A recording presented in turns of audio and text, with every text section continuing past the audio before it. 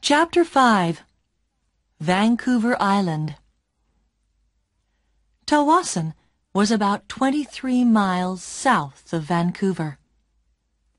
Nick drove there in his car the next morning for the 1 o'clock ferry to Vancouver Island. Every 5 minutes he looked behind him. The road was busy. Black cars, white cars, red cars, green cars. Maybe Vickers was in one of them. At Tawasin, Nick drove his car onto the ferry. There were a lot of cars and crowds of people.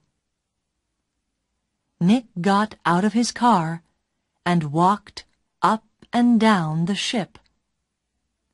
He looked for a man with white hair, but he didn't see one.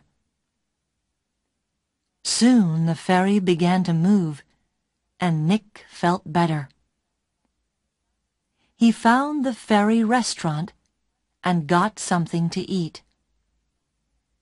More people came in. Nick looked at the faces of all the older men. Some had hats on, so he looked for somebody tall and thin. But there was nobody. Maybe he's not on the ferry, Nick thought. Maybe he's back in Vancouver. Later, Nick walked around the ship again. Once, he thought he saw the man with white hair in the crowds, but he could not be sure. 90 minutes after leaving Tawasin, the ferry arrived at Swartz Bay on Vancouver Island, and Nick went back down to his car. Swartz Bay was 20 miles north of Victoria. Nick drove quickly, and again looked behind him every 4 or 5 minutes. Once he saw a red car about 200 yards behind him. Did I see that car on the road from Vancouver to Tawasin? He thought.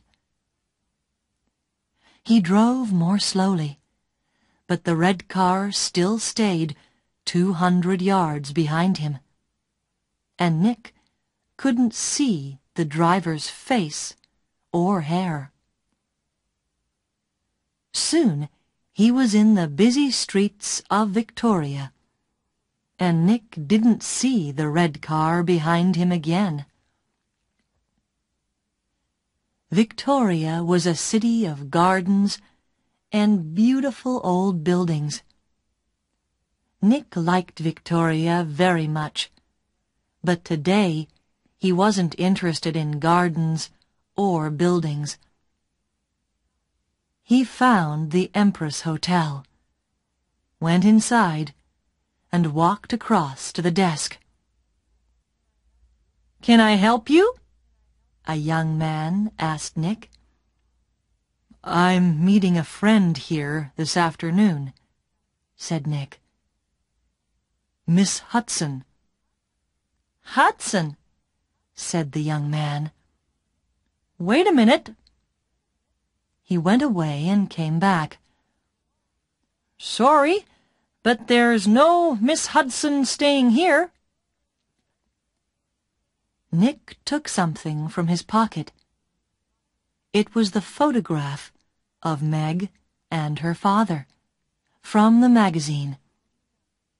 "This is her," he said. The young man looked at the picture. "Oh, right. You mean Howard Hudson's daughter," he said. "She's not staying here, but I saw her 10 or 15 minutes ago. She was with somebody, a man. He asked me about the tea room." "The tea room," said Nick. "Where's that?" The man with short white hair was tired. He couldn't sleep, and he couldn't eat. He thought about only one thing all the time. He drove and he watched, and he waited and he followed. When he drove into Victoria, the streets were busy, and suddenly he lost the blue car in front of him. Angrily, he drove around the city, past all the big hotels. "I must find him," he said. "I must do it today." Then he saw the Empress Hotel, and in the street outside it, a blue car. He drove past the hotel, left his car, and ran back down the street. He went across the road and walked past the downstairs windows. There was a big room with tables and chairs and a lot of people. He looked carefully at all the faces. "There she is," he said suddenly. There were two men with the girl. He couldn't see their faces, only the backs of their heads, but one of the men was in a green shirt. "Mr. Hollywood," the man said, and smiled. "Goodbye, Mr. Hollywood." People in the street turned to look at him, but the man did not see them. He walked up to the doors of the hotel and put a hand into his pocket. Inside, the gun was cold and hard.